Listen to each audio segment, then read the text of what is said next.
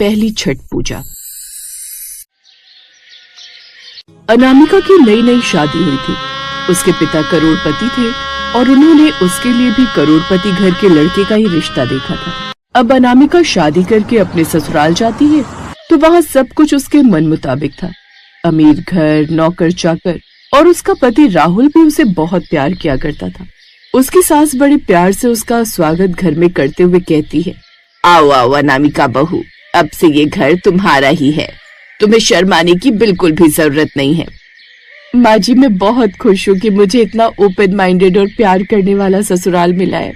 तो आरती बहन को भी कितनी अमीर घर की इकलौती बेटी मिली है, बिल्कुल खानदानी रिश्ता है ये। अब अनामिका अपने घर में जाती है। सब कुछ उसके हिसाब से होता है।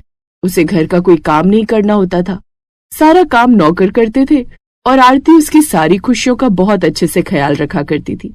ऐसे ही एक दिन आरती अनामिका के कमरे में आकर उससे कहती है, अनामिका बहू जल्दी से तैयार हो जाओ, आज हमें शॉपिंग के लिए जाना है और आने में भी बहुत देर हो जाएगी, तो तैयार होने में ज्यादा समय मत लगाना। माँ जी, अभी कुछ दिनों पहले तो मेरी शादी हुई है और हमने बहुत सारी शॉपिंग की है, फिर और शॉपिंग करने की क्या जरूरत है। बहू, छठ का त्योहार आने वाला है, इसलिए जरूरत का सामान लेकर आना है, मिठाइयाँ लेकर आनी है, फल लेकर आने हैं, तुम्हारे पहनने के लिए नई साड़ी लेकर आनी है और सूप वो भी तो लेकर आना है ना। माँ जी, पर ये सारे काम तो नौकर भी कर सकते हैं, फिर हमें ही सब कुछ काम करने के लिए जाने की क्या जरूरत है। बहू, हमारे यहाँ इस त्योहार को दिवाली से भी ज्यादा अहमियत दी जाती है, इसलिए हमारे खानदान में इस त्योहार की हर छोटी से छोटी और बड़ी से बड़ी तैयारी परिवार वाले करते हैं, न कि नौकर। और अब तुम इस बड़े बंगले की बहू रानी हो और ये तुम्हारी पहली छठ पूजा है, तो मैं चाहती हूँ कि तुम सारी प्रथाएं और रस्में अच्छे से समझ लो, ताकि आगे जाकर भी तुम्हें कोई भी परेशानी ना हो। अब बड़े बंगले की बहू रानी की पहली छठ पूजा थी, इसलिए वो बहुत खुश थी। अनामिका भी अच्छे से तैयार होकर आरती के साथ शॉपिंग करने जाती है।